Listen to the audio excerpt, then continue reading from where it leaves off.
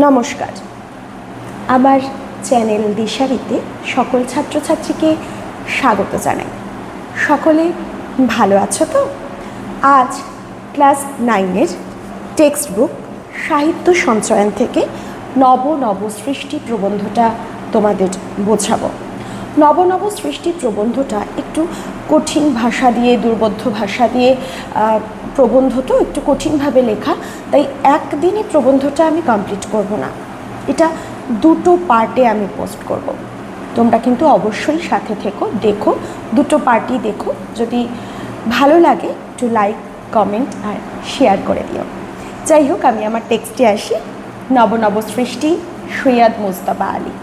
নব নব সৃষ্টি প্রবন্ধটি নেওয়া হয়েছে চতুরঙ্গ প্রবন্ধ গ্রন্থ থেকে। লেখকের রচিত চতুরঙ্গ প্রবন্ধ গ্রন্থের মধ্যে নব নব সৃষ্টি স্থান পেয়েছে। নব নব সৃষ্টি কথার মাধ্যমে কি বোঝাচ্ছে? নতুন সৃষ্টি, নতুন নতুন সৃষ্টি। কোন ভাষায় সেটা? অবশ্যই বাংলা ভাষায়। বাংলা ভাষায় আমরা বিভিন্ন সময়, বিভিন্ন প্রয়োজনে, বিভিন্ন ভাষা থেকে অনেক ভাষা ধার করেছি। সেটা কি ভালো আমাদের জন্য, সেটা ভালো না মন্দ, সেটাই এখানে লেখক আলোচনা করেছেন। দেখা যাক লেখক কি বলছেন। সংস্কৃত ভাষা আত্মনির্ভরশীল। ফার্স্ট এই লাইনটা তুলেই, ম্যাক্সিমাম স্কুলে এই লাইনটা তুলেই প্রশ্ন করা হয় যে একটি সংস্কৃত ভাষা কেন আত্মনির্ভরশীল? তার উত্তরটা পুরোটাই এই প্যারার মধ্যে দেওয়া রয়েছে। অথবা শর্ট কোশ্চেনে দেওয়া হয় একটি আত্মনির্ভরশীল ভাষার নাম করো, তখন আমাদের দিতে হবে উত্তর যে সংস্কৃত। তা আত্মনির্ভরশীল কাকে বলা হয়? যে নিজের যে কোনো জিনিসে অন্যের ওপর নির্ভর করে না, সে অর্থনৈতিক দিক থেকে হোক বা অন্য কোনো ব্যাপারে হোক, তাকে বলা হয় স্বনির্ভর বা আত্মনির্ভর। সংস্কৃত ভাষার ব্যাপারটাও অনেকটা সেরকম। তার যে কোনো প্রয়োজনে সে নিজের ভাণ্ডারের বাইরে অন্য ভাণ্ডার থেকে শব্দ খুবই কম নিয়েছে, ম্যাক্সিমাম শব্দই তার নিজস্ব, তাই তাকে আমরা বলতে পারি আত্মনির্ভরশীল ভাষা। কোনো নতুন চিন্তা, অনুভূতি কিংবা বস্তুর জন্য নবীন শব্দের প্রয়োজন হলে সংস্কৃত ধার করার কথা না ভেবে আপন ভাণ্ডারে অনুসন্ধান করে। এই যে বললাম, নিজের ভাণ্ডার থেকেই শব্দগুলো নিয়ে থাকে। এমন কোনো ধাতু বা শব্দ সেখানে আছে কি না যার সামান্য অদল বদল করে কিংবা পুরনো ধাতু দিয়ে নবীন শব্দটি নির্মাণ করা যায় কি না। তার অর্থ অবশ্য এই নয় যে সংস্কৃত কোশমিনকালেও বিদেশি কোনো শব্দ গ্রহণ করেনি, নিয়েছে, কিন্তু তার পরিমাণ এতই মুষ্টিমেয়। মুষ্টিমেয় শব্দের অর্থ কি? মুষ্টিতে যেটুকু ধরে, অর্থাৎ খুব অল্প সামান্য শব্দ। যে সংস্কৃতকে স্বয়ংসম্পূর্ণ ভাষা বলাতে কারো কোনো আপত্তি থাকার কথা নয়। অর্থাৎ সংস্কৃত শব্দ নিয়েছে খুব অল্প, সংস্কৃতের বেশিরভাগ শব্দই তার নিজস্ব শব্দ। প্রাচীন যুগের সব ভাষাই তাই। হিব্রু, গ্রিক, আবেস্তা এবং ঈষৎ পরবর্তী যুগের আরবিও আত্মনির্ভরশীল এবং অধিকাংশ ক্ষেত্রেই স্বয়ংসম্পূর্ণ। অবশ্যই আন্ডারলাইন করো, প্রাচীন যুগের কোন কোন ভাষাগুলি স্বয়ংসম্পূর্ণ ভাষা। সংস্কৃত ছাড়াও দুটো কি তিনটে নাম অবশ্যই একদম ঝরঝরে যেন মুখস্থ থাকে। বর্তমান যুগের ইংরেজি ও বাংলা আত্মনির্ভরশীল নয়, এটা কিন্তু মাথায় রেখো। যেরকম আমরা আত্মনির্ভরশীল ভাষার নাম পড়লাম, সেরকম আত্মনির্ভরশীল নয় এই ভাষা কোনগুলো? বাংলা, ইংরেজি। বাংলাতে তো তোমরা জানোই যে প্রচুর শব্দ এসছে যেগুলো বিদেশি শব্দ, বাংলার নিজস্ব শব্দ নয়। আমরা লিখতে লিখতে, পড়তে পড়তে প্রচুর বিদেশি শব্দ পাই। চা, চিনি, চীনা ভাষা, লুঙ্গি, বর্মী শব্দ, এগুলো তো তোমরা জানোই। তাহলে আমরা বাংলাকে কি আত্মনির্ভরশীল ভাষা বলতে পারি? না, বলতে পারি না। আমরা প্রয়োজন মতো এবং অপ্রয়োজনেও ভিন্ন ভিন্ন ভাষা থেকে শব্দ নিয়েছি এবং নিচ্ছি। হ্যাঁ, আমাদের যখন প্রয়োজন হয়েছে আমরা ভিন্ন ভাষা থেকে শব্দ নিয়েছি, কারণ ভারতে বিভিন্ন শাসকরা বিভিন্ন সময় শাসন করে গেছে। শক, হুন, পাঠান, মোগল যারা এদেশে এসেছে শাসন করতে, তাদের ভাষার সাথে আমাদের ভাষার সংমিশ্রণ ঘটেছে। আমরা তাদের ভাষা থেকে শব্দ নিয়েছি, প্রয়োজনে নিয়েছি। পাঠান মোগল যুগে আইন আদালত, আইন আদালত কী শব্দ? আরবি শব্দ। খাজনা খারিজ, খাজনা খারিজ কী শব্দ? ফার্সি শব্দ। নতুন রূপে দেখা দিল বলে আমরা আরবি ও ফার্সি থেকে প্রচুর শব্দ গ্রহণ করেছি। পরবর্তী যুগে ইংরেজির মারফতে অন্যান্য ভাষা থেকে নিয়েছি এবং নিচ্ছি।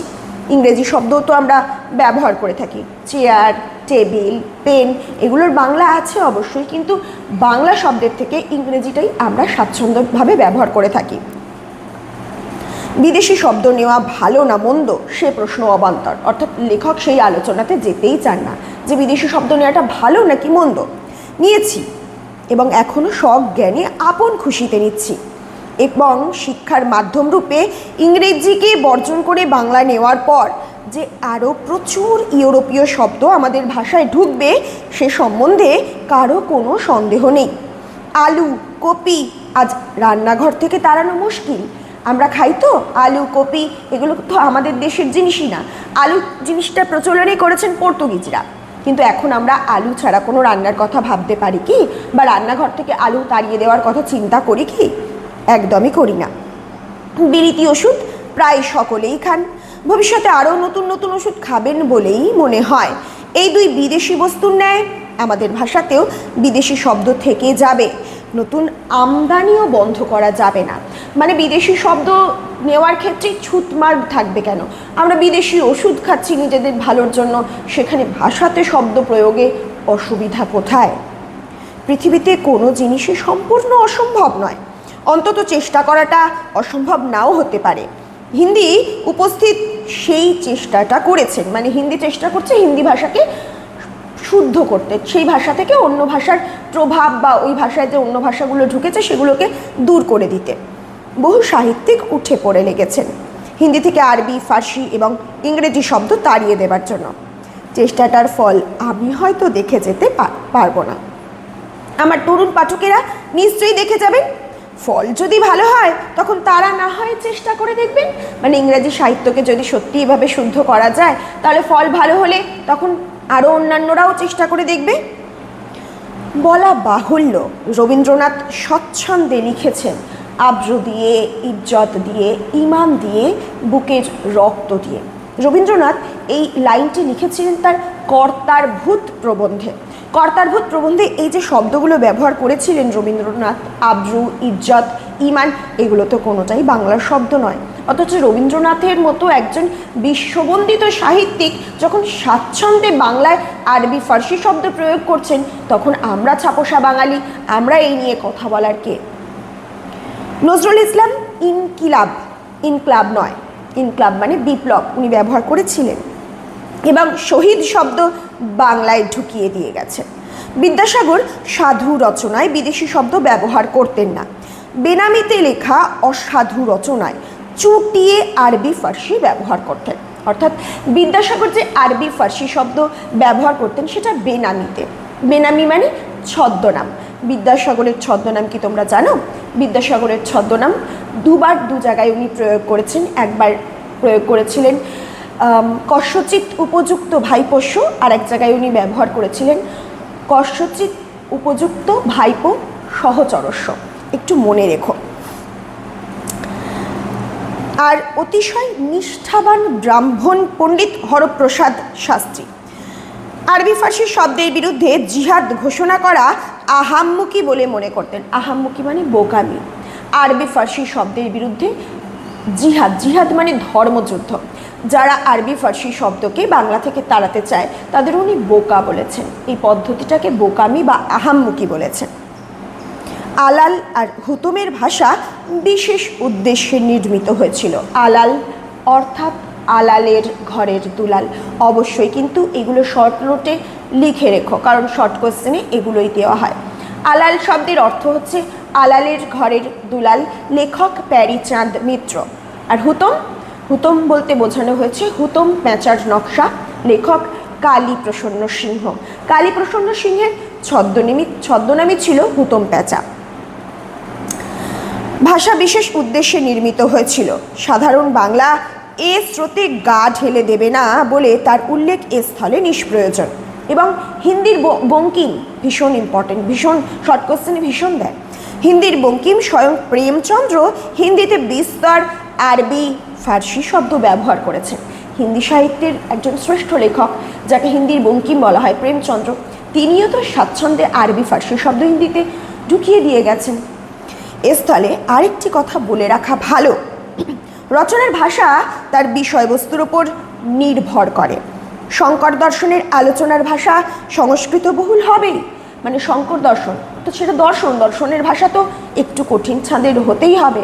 সেটা কি বিষয় নিয়ে আমরা আলোচনা করছি সেটাও তো গুরুত্বপূর্ণ। পক্ষান্তরে মোগলাই রেস্তোরাঁর বর্ণনাতে ভাষা অনেকখানি হুতম ঘেঁষা হয়ে যেতে বাধ্য।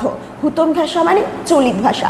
রেস্তোরাঁ মানে যেটা রেস্টুরেন্ট বলে থাকি আমরা, সেখানে খাবার দাবারের লিস্ট কি সাধু ভাষায় হয়?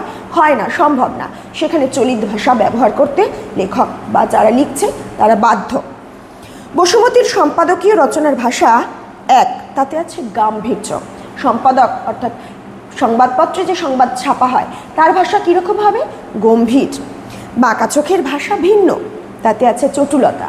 বাঁকা চোখ মানে ইয়ার্কি বা ঠাট্টার ভাষা, তার সেটা কীরকম হবে? চটুল। বাংলায় যেসব বিদেশি শব্দ ঢুকেছে তার ভেতরে আরবি, ফার্সি এবং ইংরেজি প্রধান। এগুলো বিদেশি শব্দ, এটাও শর্ট কোয়েশ্চেনে দেওয়া হয়। বাংলায় কি কি বিদেশি শব্দ ঢুকেছে?